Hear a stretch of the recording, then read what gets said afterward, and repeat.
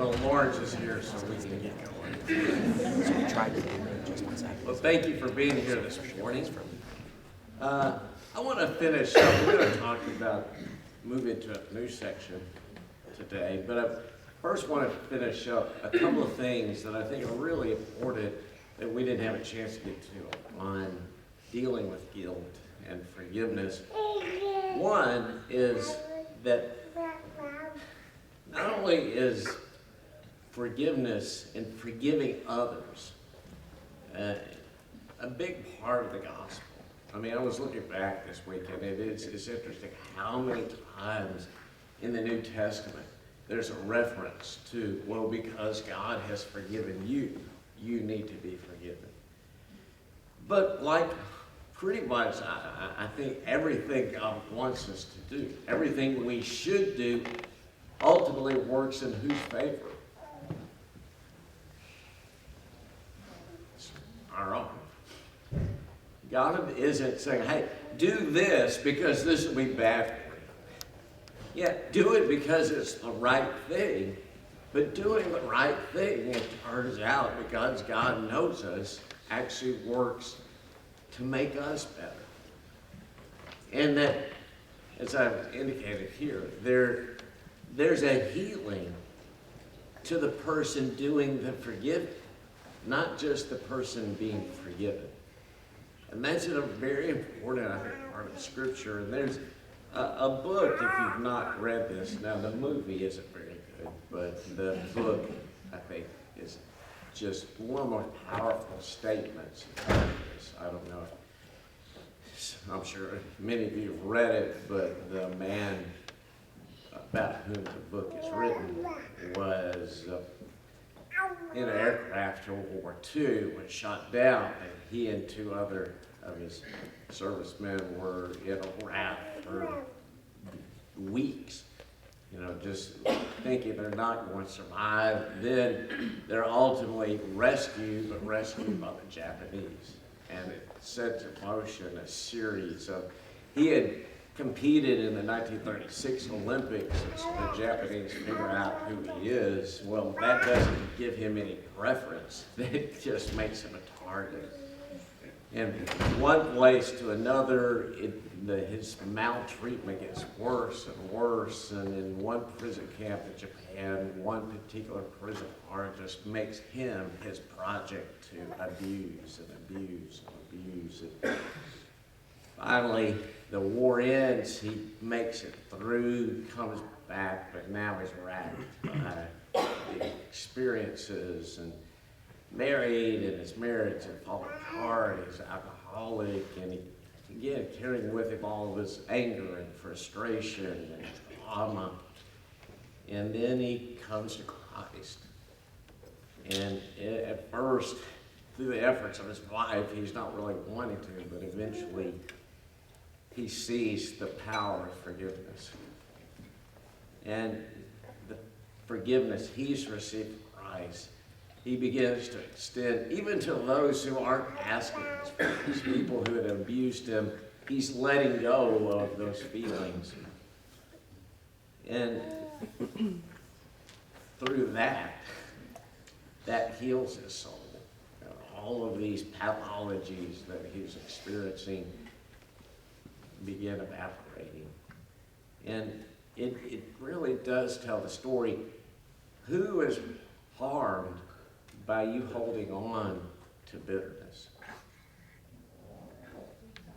Yourself. The person about whom you're feeling bitter, in most cases, doesn't suffer from that at all. Now, if you live with that person, maybe you stick it to them some, but largely we're the ones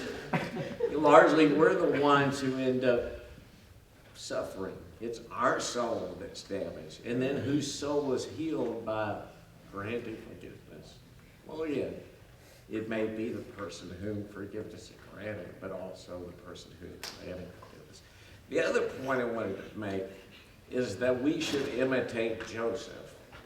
But you think of Joseph. I'm not talking about the Joseph of the Old Testament. I'm not talking about Jesus' father. There's another Joseph in the New Testament that goes by what name? Because of justice. Barnabas, yeah, I knew there'd be somebody here, good Bible students. Yeah. Barnabas, that's his nickname. I always forget that. That was the nickname that the nicknames seem to be big among, first Jesus and the 12 and others. And we often, in our Bibles, it's almost always translated as, this means son of encouragement. But the word encouragement that's used there is used many times in Scripture. It's translated with related words like comfort, consolation. Think of Barnabas as the son of comfort. How does he offer comfort? What do we see Barnabas doing in the New Testament? Peacemaker. Yeah, between whom? Between Paul or Saul and the church in Jerusalem and even John Mark. Yeah.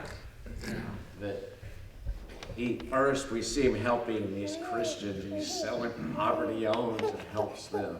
Offers comfort for people who need physical comfort. And then it's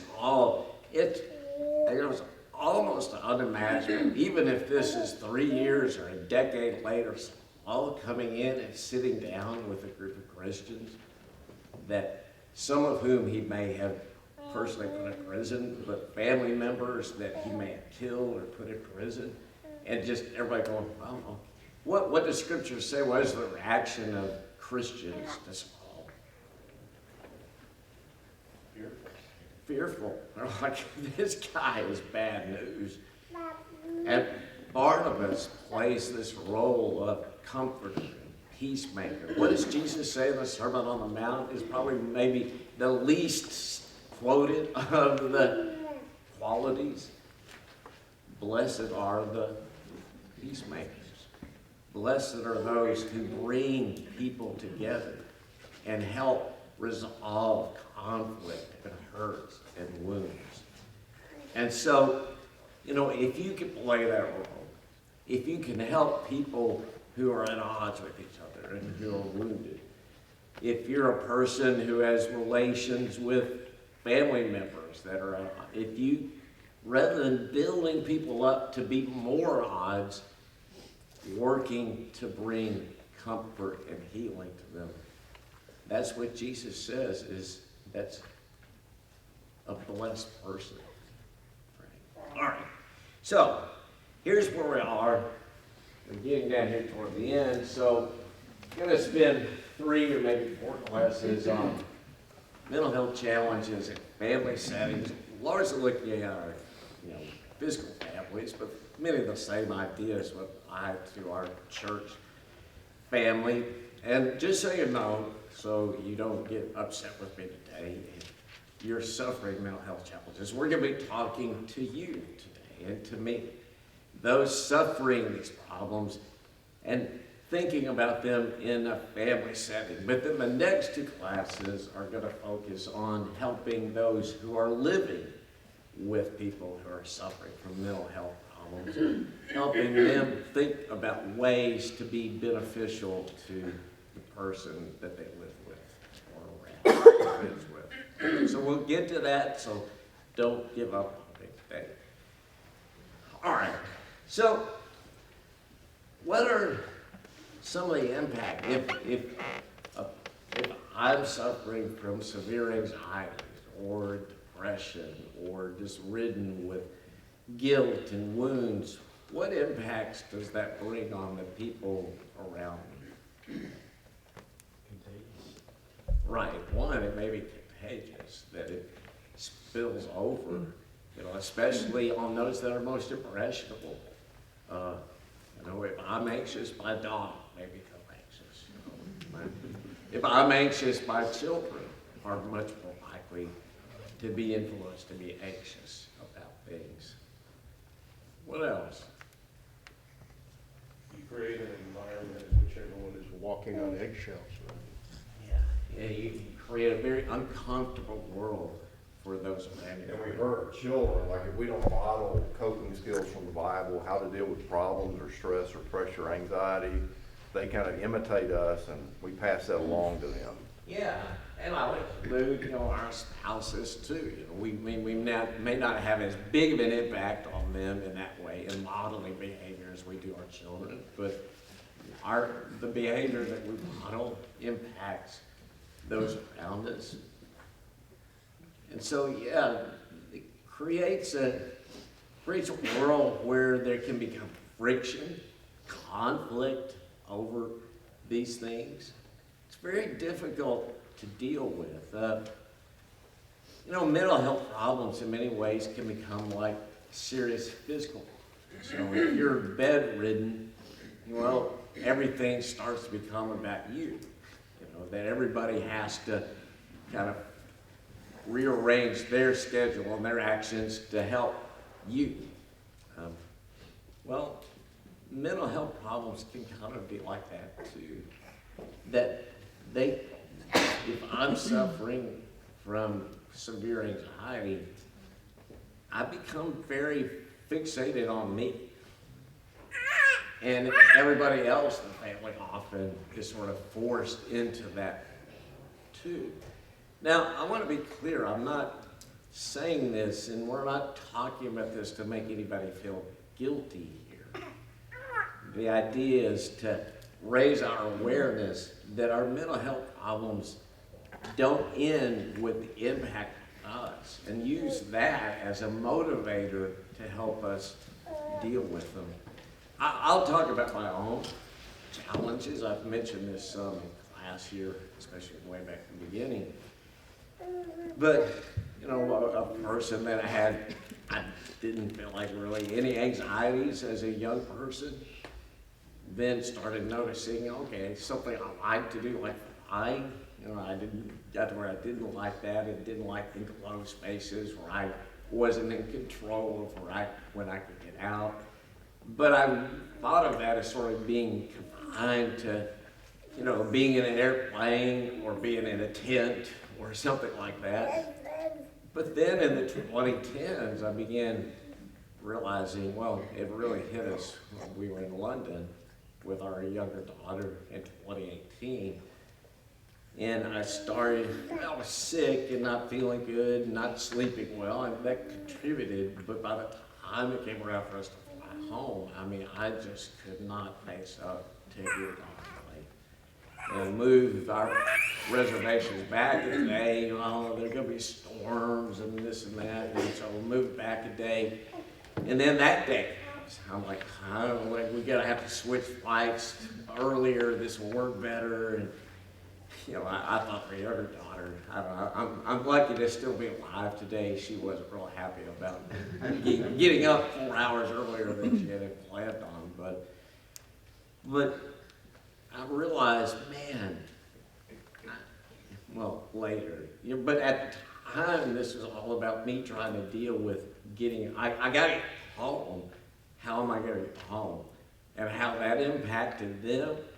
It's not that I didn't care, but that was secondary. And then we were visiting out west on vacation, and sort of a similar incident. And I was still thinking, this is largely about flying, but then in 2020, we get this dog from the pound. Our dog had died. We get this new dog, and it's, I don't think this is going to work out. This dog is crazy. Instead of just saying, hey, this dog is crazy, we're going to hand it back. This began to and this was coupled with our younger daughter being in dental school, went home for a couple of months, knowing she's going back. I found myself just breaking down every other day. And that's when it finally hit me, Yes, I have partially acknowledged before that I had an issue, but I hadn't really faced up to how severe this was and how much it was impacting those who had to live with me.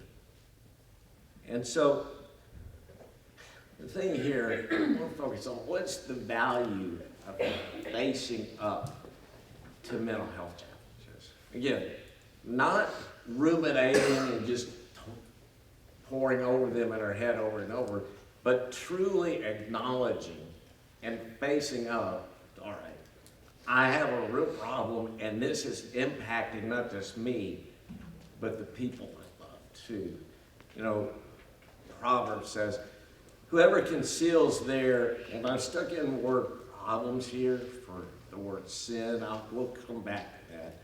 Whoever conceals their problems does not prosper, but the one who confesses and renounces them finds mercy. Psalm 32, which is Psalm many writers think is a companion to Psalm 51 and David's confession of sin with Bathsheba and killing Uriah. And this is more of a psalm, so that was his appeal for forgiveness in Psalm 32. It was more reflection on the forgiveness he's been granted. He says, when I refused to confess my problems, my body wasted away, and I groaned all day long. Now, let me say this as clearly as I can say it, so nobody walks away thinking, mental health problems do not equal sin. Well, there may be a small class of them where those two overlap, but in general, having a mental health problem isn't about sin. And yet, why might there be some overlap in David's feeling about his sin and our feelings about dealing with our mental health issues? Let me put it this way. What do mental health issues do to us? And especially undisclosed or not dealing with, not treating, what feelings emerge within us? What? Negative. Right, one, generally negative feelings. Changes the way you look at the world. Yeah, it changes the way you look at the world. Pain, all right, you hurt. It's amazing how much there's this physical compared to just feeling hollow or feeling hurt. As David puts here, this weight, that was the feeling I had. You know, you just feel like here is this thing weighing down on you. You know, and sometimes it would surface like with flying, and you could see it directly, but in other cases it was weighing on you, and you weren't even all that aware of how much it was weighing on you. And so, you know, this is one of the reasons when we talked about Psalm 51. You know, we don't want to take poetic, Philip had a nice time when we're talking about this. You know, what are poetic lines? You don't want to base theology off of one line of poetry, as Philip said. You know, that stating things like, against you only have I sinned, is a poetic and exaggerated way of saying, you are the most important person that I've sinned against. Just like when Jesus says, you're not going to be given any other sign but the sign of Prophet Jonah. Well, Jesus did tons of other signs. He's exaggerating the importance of that sign. Because David's sin, who did it impact? A lot of people. In fact, it impacted the nation of Israel for generations. The ripples from what he did were vast. I wouldn't say ripples, the waves from what he did were vast. And so, one thing, we don't want to think of our problems as just about us. That coming to appreciate and say, hey, I have this problem, and I need to seek treatment. I need to seek advice. I need help. I need to get better. Right? That's not just for you. You need to do this. I needed to do this because Dana and Julia were suffering because of my problems. And like I said, that's not to weigh us down further with guilt. Oh, they're suffering. It's a way of saying, this should cause us to be even more motivated because it's not just about me. I think we do need to be cautious, though, just as someone who is bedridden or who has a disease, a physical disease that we think of as more physical, they may do all those things, seek treatment, do what they can, and full healing may not come until the resurrection. And so, you know, it can be guilt-inducing to be doing all these things, but be feeling like seeing the impacts on people, and there does need to be grace for people who Yeah. are not receiving. And that's next to classes. Okay. So we're not, we're gonna give voice to that. And I think that we want to keep reminding ourselves. And again, I keep one to, I mean, partly why do we hold it in? Why do we often sometimes not acknowledge or face up? It's seen as a weakness. Right. One is this, I'm strong enough to defeat this. That was kind of me. This is a weakness. I get it, it's a weakness, but I can handle this. I think there also is sometimes a misconception that stops people from speaking up, that, you know, if I speak up and I acknowledge this, my community is going to expect that once I've acknowledged it in a year or 2 or 10, Yeah. I'll be free, I'll be over it, Yeah. you know. And we're going to talk about that a bit too.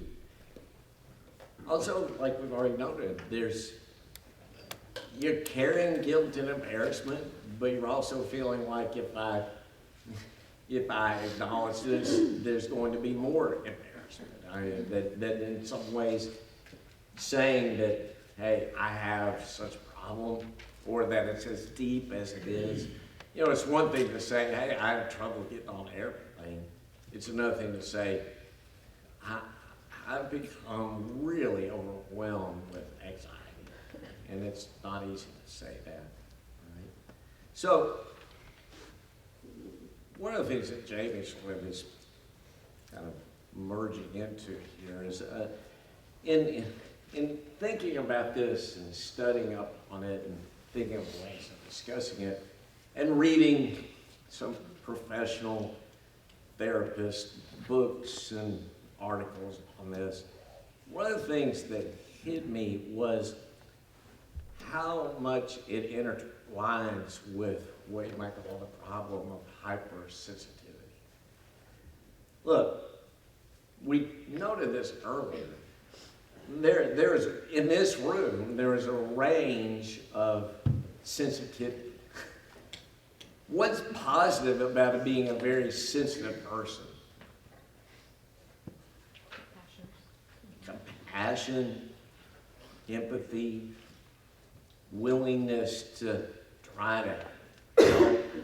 You know, the person who is not at all sensitive to what's going on around them or to other people's feeling, often that's not positive. But on the other hand, being a very sensitive person also makes you susceptible to many of these mental health challenges. There's a correlation between sort of the sensitive personality type and being given to anxiety and being given to depression and being given to guilt, right? Someone who's not at all sensitive, they don't feel guilty. You know, someone who's not at all sensitive doesn't tend to ruminate on things and bring about feelings of discouragement and depression. That has its advantages too. You know, the people, as I've noted, and I've noted my dad and my father are sort of the, you know, this isn't a put down. It may sound like it, but they're like our golden retrievers we used to have. You know, every day was a new day. You know, they'd get up and hey, the sun's up today. It's a great day. Well, I wish often I could be like that. You know, they could sit down in a chair and go to sleep. Well, you know, I can't just sit down in a chair and go to sleep because my head's spinning around, all these kinds of things. But like I said, the difficulty is that mental health problems often overlap with and often more likely among people with very sensitive personalities. And as well, even if you're not suffering from one of these other mental health challenges, becoming hypersensitive really is, in some ways, can be its own standalone emotional problem. And a couple of things,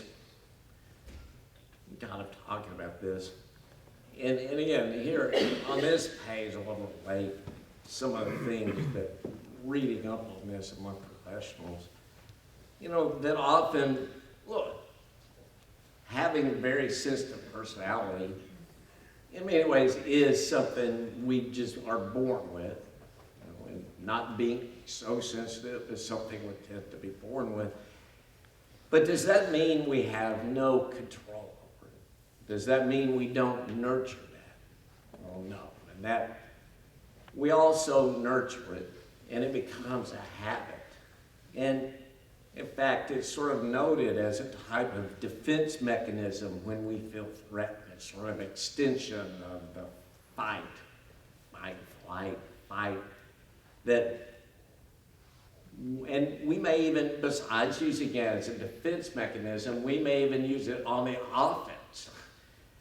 Over time, it becomes a way that we feel like we can manipulate the situation. I say we because I feel like I was born with a pretty sensitive nature.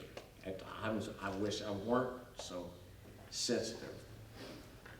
But it is easy, again, for this to, even if we're born with it, to be something that we begin using and developing in a habit in a more troubling way. And what's the problem? Does it benefit us sometimes? Well, yeah, that's why we use it. But on the other hand, what are the negatives of developing a hypersensitivity to things said to us, to things said about us, to situations? What's the negative? You can lose track of the bigger picture. Yeah, one, again, your world begins to get narrow and self-centered. Perpetually stressed out. Yeah, you get so stressed. Again, some of the ideas among professionals of these long-term effects. Yes, it may work, we think, to our advantage short-term, but long-term, it isolates us. It makes us feel insecure. Often it makes us be very indirect and unwilling to be straightforward in talking about things. It can make us impatient in listening to requests, impatient in taking advice or criticism. Tendency, this hit me, a tendency to engage in mind reading and projecting our own thoughts into the heads of other people. Well, those aren't good things. And again, this overlap with mental health issues, it's not so easy as just, well, this isn't so good, so I'll just stop it. If it were just as easy as, I don't like being so anxious, I'll just quit being anxious. Well, it's not as easy as that. But on the other hand, coming to realization that maybe it's not the world that needs adjusting, but maybe it's me who needs some adjusting. Even if I have a mental health issue like anxiety or depression, but realizing too that this overlaps with my tendency to be overly sensitive. Well, then what are tools of dealing with that? Again, these are tools advised by cognitive behavioral therapy. Well, humility, a willingness to take and seek advice, even critical advice. Like, well, wait a minute, won't that push me deeper? Well, again, this is where working on ourselves and working on our anxieties, our depression, sometimes isn't just about working on that, it's about working on the things that are producing that. And so one is becoming less self-centered. Another, again, very actionable thing is getting in the practice of slowing down our reactions, responding only after absorbing and considering. This is a big one. I thought it was well stated by the person I was reading. Don't believe everything you think. Boy, I need to put that up on my mirror at home and read that every day. I'll take care of that.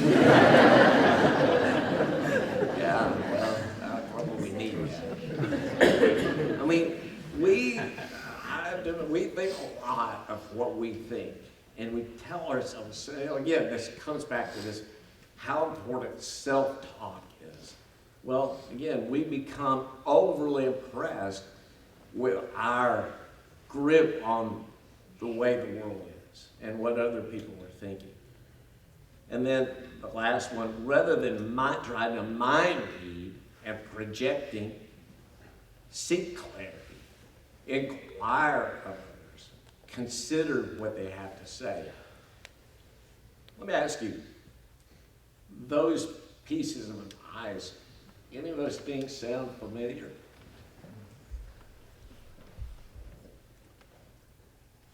Getting some nods. I mean, okay, so, in what way?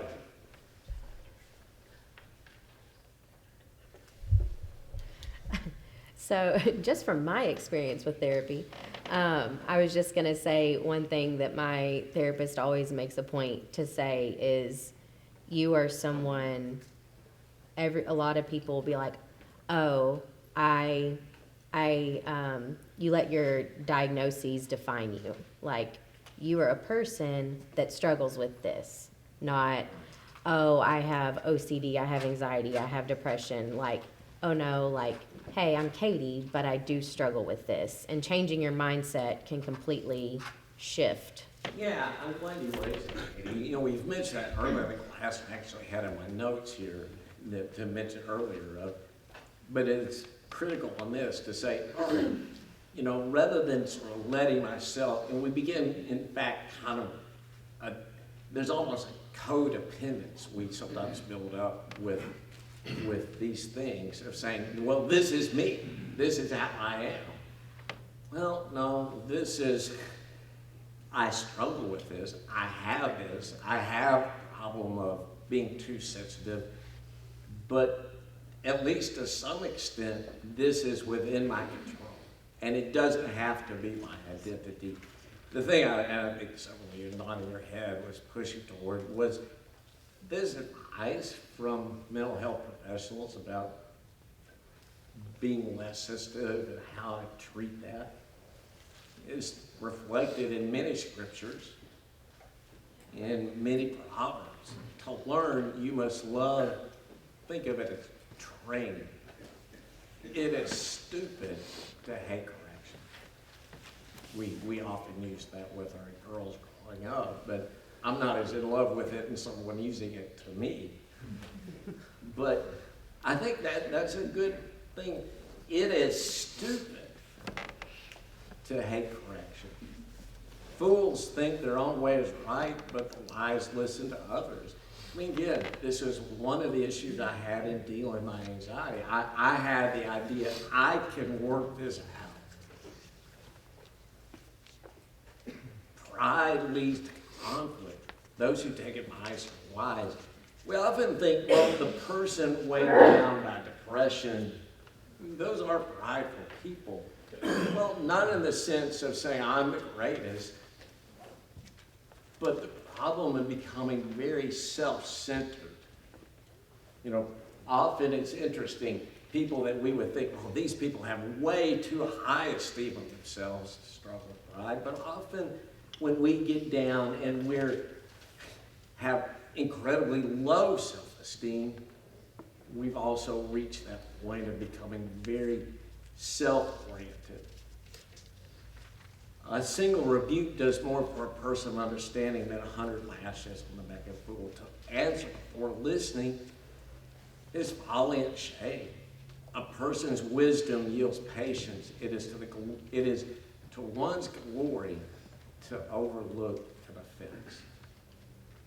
Am I a very sensitive person? Are you a very sensitive? Well, if we're very sensitive people, we probably are people who need to work on ourselves to not be quick to respond and be reactive, not be quick to take offense, because in some ways we're having to work against our nature. Yeah, sometimes, yes, the world is mean. Sometimes the people we love are mean. But sometimes we're the ones looking for the opportunity to take offense. If you reject training, you only harm yourself, but if you listen to correction, you grow in understanding. Like an earring of gold or an ornament of fine gold is the rebuke of a wise judge to a listening ear. And this last one, especially in our context of family setting, wounds from a friend are better than many kisses from an enemy. Do we really believe that? Because wounds from a friend, they don't feel good. Wounds from a loved one, even who's reaching out, things it's easy, like in dealing with my situation, and Julia, not really seeking to wound me, but just saying, hey, you think maybe you need to seek some help? I'm taking that as, well, you just stuck a knife at me. You just said, I'm a bad person. You just said, I can't handle this. When all she's doing is trying to help me. And so our challenge for the week, and again, depending who you are and what you face, but if I have not done so already, I'm going to fully acknowledge my mental health problems to God, myself, and to those who love me. I'm going to use my love for those around me to motivate myself to seek treatment and tools to get mentally healthier. And it may be you've been seeking that and you need a new set of tools. We're going to talk toward the end of class. Look, professional therapy can be very good, but there is some bad therapy. And we need to be on guard for that. And I'm going to remind myself every day. So here's some of our actionable tools to show humility by seeking and valuing correction and criticism more. I don't know what I was saying, go back way there, but from those who love me. Slow down my reactions. Listen more and respond more slowly with more consideration. Right? I mean, that's not just something to tell ourselves, that's something to do. I'm going to remind myself every day that everything I tell myself about what others think is not true. Right? So this is just actionable in our self-talk. And then last, use my sensitivity, using this thing you've been given as a gift to be more empathetic and understanding to those around me rather than as a defense mechanism or as a weapon against them. Right? Sometimes the people we're least empathetic with are sometimes the people that are closest. Our great sensitivity extends out there, but maybe not to the people who are living with us and struggling with our mental health challenges. Right? So again, this isn't a way of and none of these things that are here. Look, these out-of-class practices and this class isn't just, well, poof, this is going to solve it all. But this is trying to help us set on a path that promotes more blessed lives, promotes better emotional and mental health, and uses the ideas from the Bible to help us push that direction. And again, in terms of, are there additional things? Well, yes. And we're going to talk about some of the responsibilities of the other family members the next class. Julia? Since you have been open about this in this class, I think I can speak maybe for family members. here a little bit, because I think, This might be. no. Because I think family members here would be hesitant to comment today. And so since you've made this, you know, been very open with it, I'll speak on behalf of family members who deal with loved ones who have mental health issues. Nobody is in your corner more than your family. Nobody wants the best for you more than your family. And when we do come to you, it is out of love. Maybe we don't always understand the best way to help, and it's a journey for us too, to implement tools and best ways to help you, but your family is in your corner. And so helping acknowledge to your family, hey, I know I'm struggling with this. I love you. I want to get better. Help me with that. It is something that is important. And I know, you know, there's a range of responses. There are probably people in here who have been doing the very things we've been talking about. But yet, I know there are others, whether in this room or this church, that really push away their family members and say, oh, I'm not listening to you. You know, you're just my husband, or you're my wife, or you're my friend. And that's what we're trying to push against. All right. Thank you all. Make sure you show up Wednesday so you can hear the rest of us.